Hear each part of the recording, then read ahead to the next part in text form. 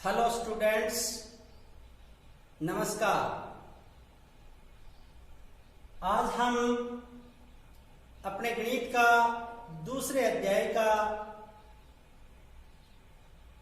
जो last topic है मुख्य सवाल, वो इस वीडियो में पढ़ेंगे।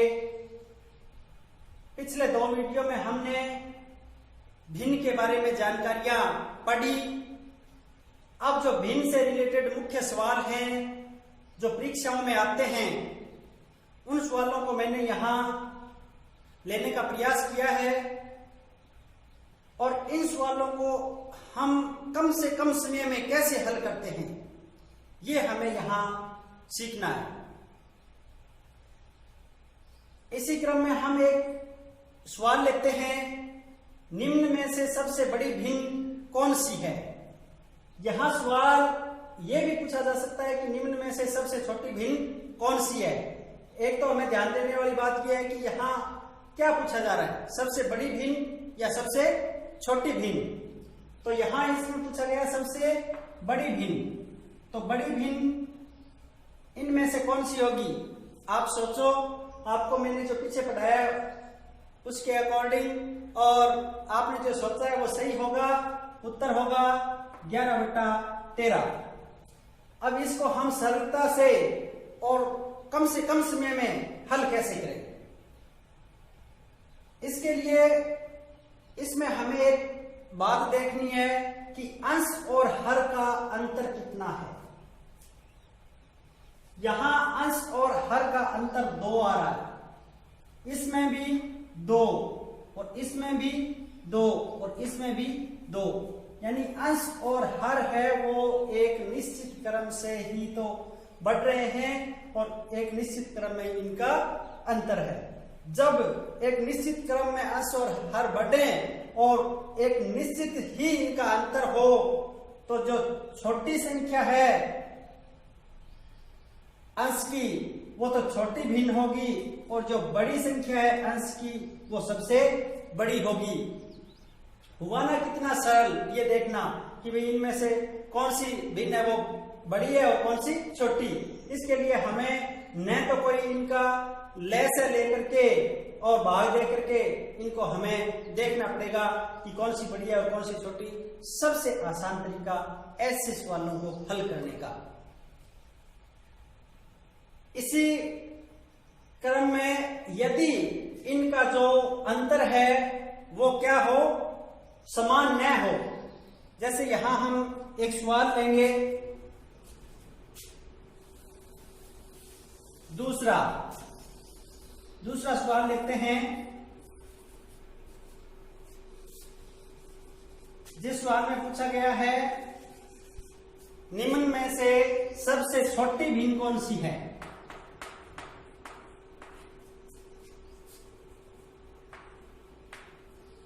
और 2/3, 5/7, 3/8, 2/5।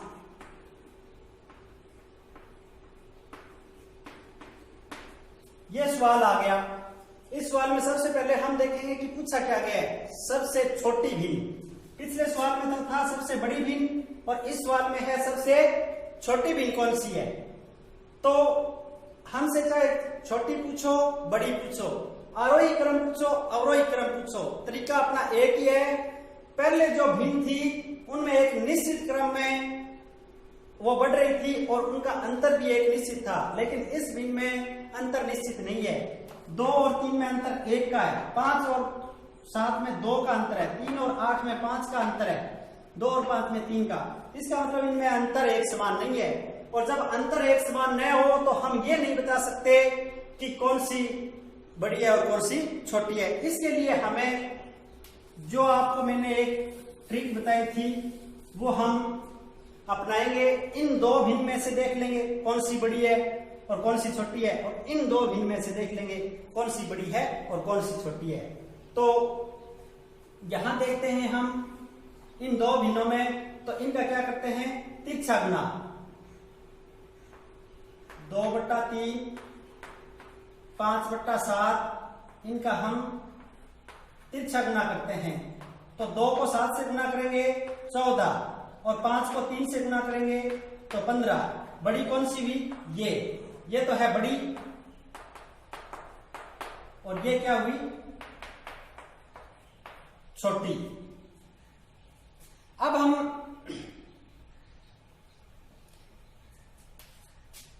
देखते हैं अगली दोनों में। इन दोनों में हम वैसे ही तिरछा गुना करेंगे। 3 को 5 से गुना करेंगे 15 और 2 को 8 से गुना करेंगे 16। तो बड़ी कौन सी हुई? 2/8 और ये छोटी।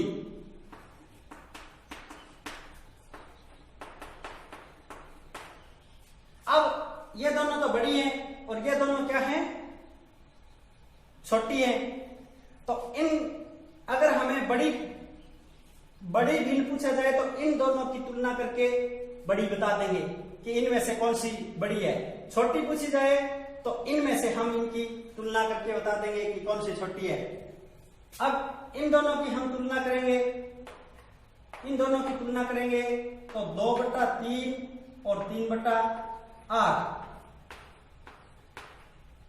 तो ये हुआ 16 और ये हुआ 9। तो छोटी हुई, ये इससे भी छोटी है ये। और इन दोनों की तुलना कर लेंगे। अब उसके साथ तो तुलना करने की जरूरत ही नहीं है, इसके साथ तुलना कर लेंगे तो 8 5 40 और 7 21 तो छोटी यही हुई। तो सबसे छोटी भिन्न क्या हुई? ये सी उत्तर वाला 3/8 सबसे छोटी भिन्न है। अगला सवाल है निम्न में से भिन्नों का अवरोही क्रम है। यहां अवरोही क्रम और आरोही क्रम पूछा जाता है। बस सिर्फ ध्यान देने वाली बात यह है कि हमसे अवरोही क्रम पूछा है या आरोही क्रम। अवरोही क्रम तो होता है घटता हुआ क्रम और आरोही क्रम होता है बढ़ता हुआ क्रम। ये मैंने आपको पीछे बताया था इसके अध्याय में। तो इन भिन्नों में से कौन सा मतलब क्रम है? वो अवरोही क्रम है, यानी सही है। सबसे पहले बड़ी भिन्न, उसके बाद में उससे छोटी, उसके बाद में उससे छोटी और सबसे लास्ट में सबसे छोटी भिन्न, यानी घटते हुए क्रम में कौन सी है। तो ये भिन्न तो सारी एक ही जैसी हैं और हमें ये पता लगाना है, ये 4 जो भिन्न है इनमें से ये पता लगाना है कि सबसे बड़ी कौन सी है और सबसे छोटी कौन सी है। अब देखो हम अपना जो सामान्य बात है वो ध्यान में रखने वाली है कि इन दोनों का अंतर क्या समान है। अगर हम इनका अंतर समान है, जैसे 11 और 19 का अंतर है 8, 13 और 21 का अंतर है 8, 15 और 23 का अंतर है 8 और 17 और 25 का अंतर है 8, यानी इन सभी भिन्नों में आपस में अंश और हर का अंतर है वो एक समान है। और जब अंश और हर का अंतर एक समान हो तो ऊपर अंश की संख्या जो बड़ी है वो तो बड़ी भिन्न होगी और जो छोटी है तो छोटी भिन्न होगी।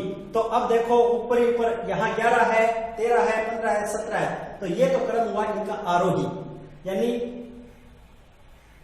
छोटी भिन्न, उससे बड़ी भिन्न, उससे बड़ी भिन्न और सबसे बड़ी भिन्न। तो ये तो हुआ बढ़ता क्रम, इसलिए आरोही क्रम है। और ये क्रम है सबसे बड़ी भिन्न, उससे छोटी भिन्न, उससे छोटी भिन्न और सबसे छोटी भिन्न, ये घटता क्रम है। तो ऐसे सवालों से घबराने की बिल्कुल जरूरत नहीं है कि ये तो इतनी बड़ी संख्या दे रखी है। एक 5वीं कक्षा का बच्चा कहेगा कि मैं इस सवाल को कैसे हल करूं। मैं उनको बता देना चाहता हूं कि इसमें 25 से बड़ी कोई संख्या नहीं, और 25 तक की संख्या तो पहली कक्षा के बच्चे भी पढ़ लेते हैं। तो यहां कोई ऐसे सवालों को देख करके घबराने की जरूरत नहीं है। हमें सिर्फ थोड़ा सा नियमों का ध्यान रखना है कि इसमें ये नियम लगेंगे और इससे हमारा जवाब ये होगा। तो एक 5वीं कक्षा का बच्चा भी इसको आसानी से हल कर सकता है। ये बैंक परीक्षा में आया हुआ सवाल है। अगला सवाल है निम्न भिन्नों का आरोही क्रम है।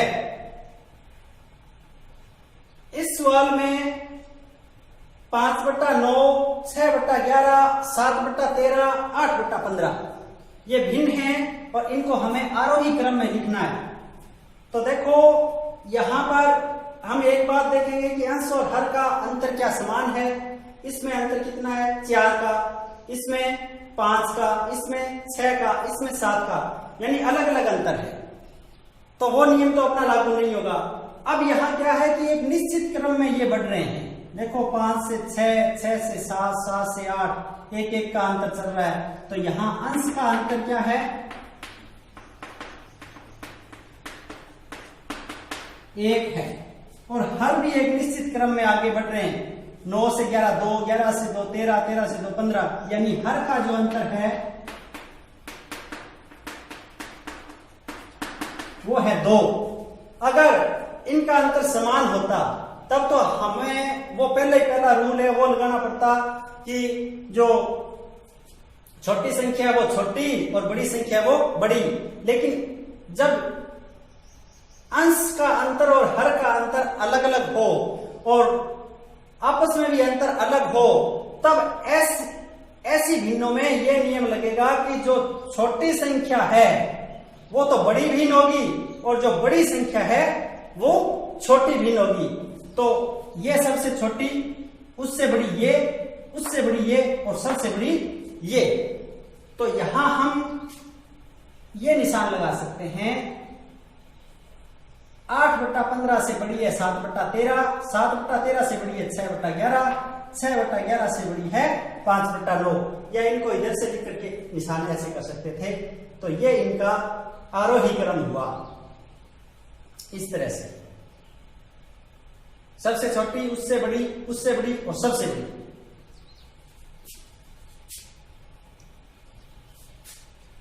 अगला सवाल है निम्न भिन्नों का सही आरोही क्रम है। ये भिन्न 4 ऑप्शन दे रखे हैं, इनमें से सही कौन सा है? तो इसमें हम देखते हैं अपनी सामान्य बात, अंतर 3 और 7 का अंतर है वो 4 है, 4 और 9 का 5 है, और 6 और 13 का 7। ये मतलब अंतर समान नहीं है, अंतर समान नहीं है और नहीं एक निश्चित क्रम से ये बढ़ रहे। तो हम क्या करेंगे, ऐसे जो भिन्न है उनको हम तिरछा गुना करके अपना उत्तर निकाल लेंगे। अब इन 2 भिन्नों में से हमें पता करना है कौन सी बड़ी है। तो इसका इससे गुना करेंगे तो 27, इसका इससे गुना करेंगे तो 28। तो ये बड़ी भी और ये छोटी भी। अब ये बड़ी है, इन दोनों में से पता करना है कौन सी बड़ी है। तो 13 को 4 से गुना करेंगे, 13 चौका 52 और 9 छिका 54। तो ये बड़ी भी, तो सबसे बड़ी तो है ये, उससे छोटी ये और सबसे छोटी ये। तो सबसे छोटी ये, उससे बड़ी ये और सबसे बड़ी ये। तो ये आरोही क्रम इसका क्या हो गया? सही हो गया। 3/7 से बड़ी है 4/9 और उससे बड़ी है 6/13। ऐसे सवालों को आप आसानी से हल कर सकते हैं। सिर्फ और सिर्फ आपको 2-3 बातें ध्यान में रखनी है कि अंश और हर का अंतर क्या समान है, और अगर इनका अंतर समान नहीं है तो क्या ये एक निश्चित क्रम में बढ़ रही है। अगर निश्चित क्रम में बढ़ रही है तो ऊपर वाली संख्या का अंतर कम और नीचे वाली संख्या का अंतर ज्यादा है, तो दूसरा जो नियम है वो लग जाएगा। और ये दोनों ही बातें जब कहीं फिट नहीं बैठती तो हम इनका तिरछा गुना करके आपस में तुलना करके आसानी से पता लगा सकते हैं कि कौन सी बड़ी है और कौन सी छोटी। यहां हमें न तो लेस है याद करना पड़ेगा और न ही भाग देने की जरूरत है।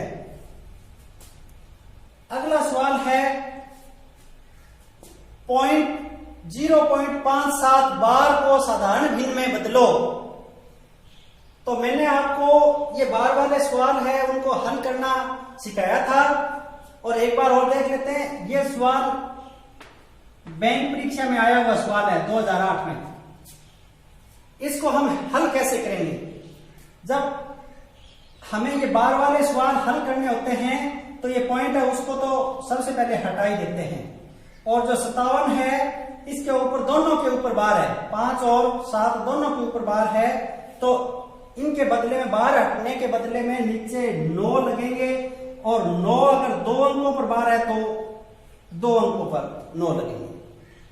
तो इसका 57/99 उत्तर आएगा। अगर ऑप्शन में 57/99 नहीं है तो हो सकता है इनको सरल करके आगे और इसकी साधारण भिन्न बनाई हुई हो। इसको हम सरल करेंगे तो 19 को 3 से और 33 को 3 से गुणा करेंगे तो 99। तो ये 3 से कट जाएगा, आपस में 3 से कटेगा तो 19/33 इसका उत्तर आएगा।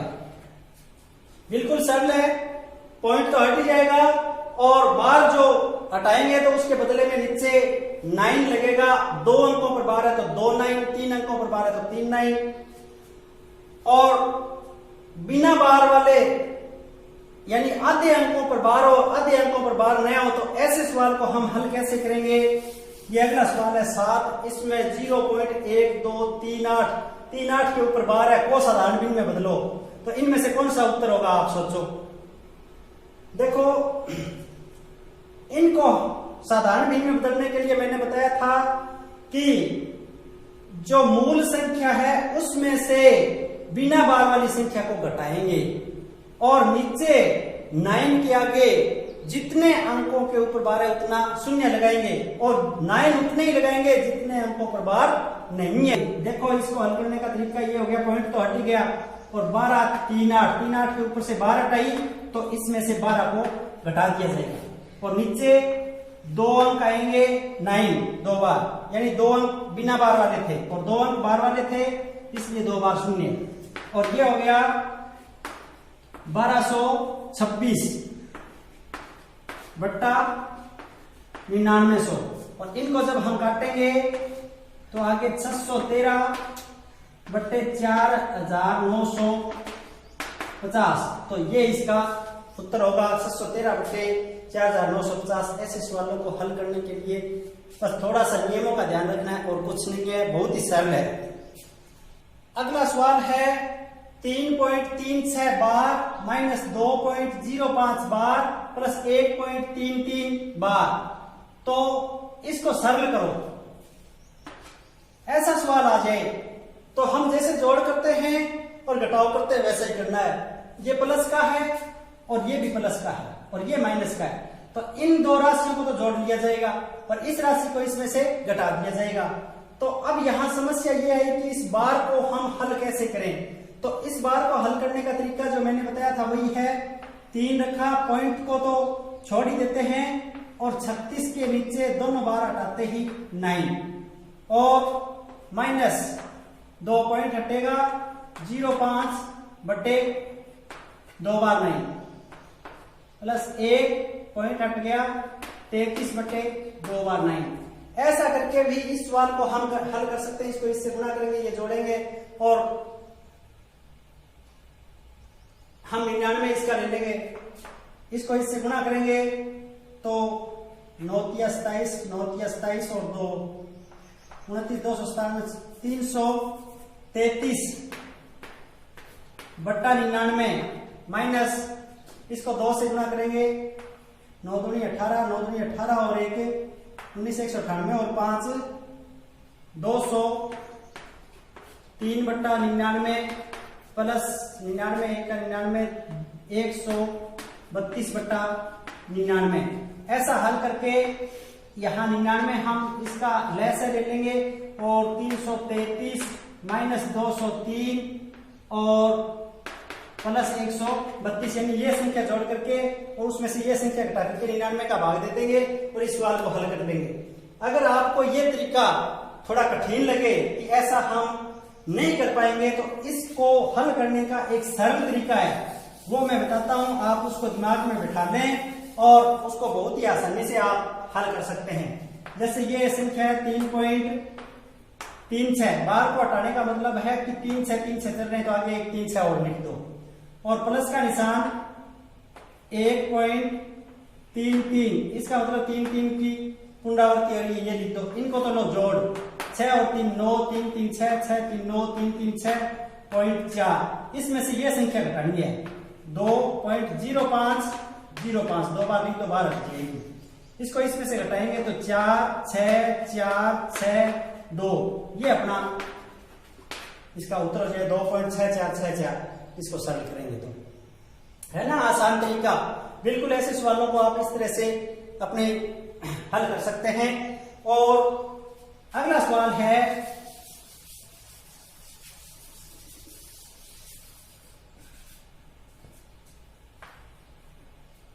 अगला सवाल है 8.5 गुणा में 6.4 बट्टा 0.2 गुणा में 0.5 को हल करो।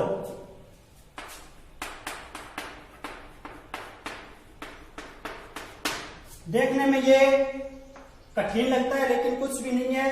पॉइंट से पॉइंट कट जाते हैं, ऊपर नीचे से अगर भाग में होना पॉइंट तो वो आपस में कट जाते हैं। इसकी एक संख्या के बाद में पॉइंट है, ये भी एक संख्या के बाद में पॉइंट है, तो ये पॉइंट इस पॉइंट से कट जाएगा और ये पॉइंट एक संख्या के बाद में, ये भी एक संख्या के बाद में, तो ये इससे कट जाएगा। इसका मतलब पॉइंटों का इसमें कोई लेना देना नहीं था, सिर्फ आपको चक्कर में डालने का था कि बिंदु या पॉइंट इन बच्चों के समझ में आ रहा है या नहीं आ रहा।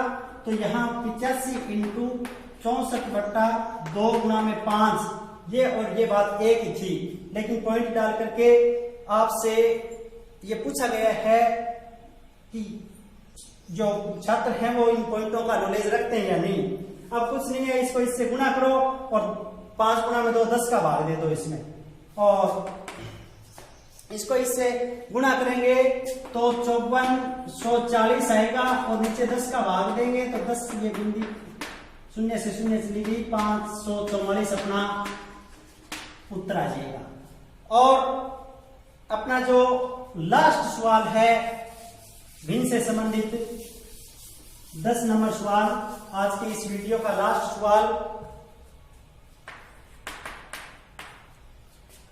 सवाल ये है कि 8 सही 3/7 गुणा में 8 सही 3/7 प्लस में 3 सही 4/7 गुणा में 3 सही 4/7 प्लस में 2 गुणा में 8 सही 3/7 गुणा में 3 सही 4/7। इस सवाल को हल करो। अब ये देखने में तो बहुत बड़ा और लंबा चौड़ा लगता है, लेकिन जब इसको हल करते हैं तो बहुत ही सरल सा है। हमें थोड़े से सूत्र का नॉलेज होना चाहिए। अगर ये जो गुणनखंड पर आधारित सवाल है भिन्न में दिया गया है, क्योंकि ये भिन्न और गुणनखंड का मिक्स किया गया है। यहाँ जो बच्चे भिन्न और गुणनखंड दोनों का नॉलेज रखते हैं उनको इस सवाल को हल करने में कोई दिक्कत नहीं है। अभी तक हमने गुणनखंड की प्रश्नावली नहीं की। गुणनखंड की जो प्रश्नावली करेंगे उसमें हम इनसे रिलेटेड कुछ सूत्र आपको बताएंगे। उसमें से एक सूत्र है a प्लस बी की होल स्क्वायर बराबर होता है a square plus b square plus 2ab।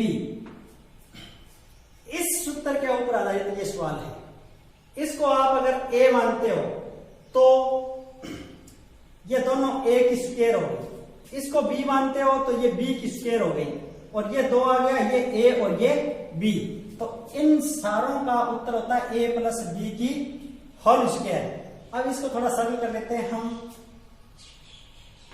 8 सही 3/7 प्लस में 3 सही 4/7 की होल स्क्वायर इसका जवाब होगा इस सूत्र के अकॉर्डिंग। अगर हमारे ये सूत्र गुणनखंड का याद है तो ये सूत्र इसमें रखेंगे तो सीधा सा है a प्लस बी की होल स्क्वायर। अब इतना लंबा चौड़ा हमें हल करने की जरूरत नहीं है, हल किया हुआ है। और इसको हम हल करेंगे तो 8 को 7 से गुणा करेंगे 56 और 3 59/7 प्लस में 7 या 21 या 25/7 की होल स्क्वायर। ये दोनों जुड़ेंगे तो 144।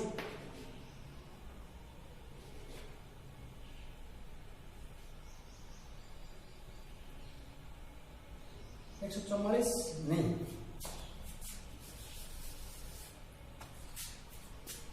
84/7 की होल स्क्वायर, और इस 7 को इसमें भाग देंगे तो आएगा 12 की होल स्क्वायर, और 12 की होल स्क्वायर का मतलब हो गया 144। इनका जोड़ 144, इनका जोड़ 84 और /7 होल स्क्वायर। इसको इससे काटेंगे तो 12 7 84 और 12 की स्क्वायर यानी वर्ग का मतलब हो गया 144। तो इस सारे का जो उत्तर है वो आएगा अपना 144। और इस ऐसे सवालों को हल करना बहुत ही आसान है, थोड़े से सूत्रों का हमें ध्यान रखना होता है। ये सूत्र हम गुणनखंड के अंदर पढ़ेंगे। भिन्न की प्रश्नावली के अंदर हमने अलग अलग टाइप के सवाल लिए और जो सवाल ज्यादातर परीक्षाओं में, प्रतियोगी परीक्षाओं में पूछे गए थे वो सवाल हमने यहाँ लिए हैं। मैं आशा करता हूं मैंने जो आपको जिस तरीके से पढ़ाया है वो आपके समझ में आया होगा।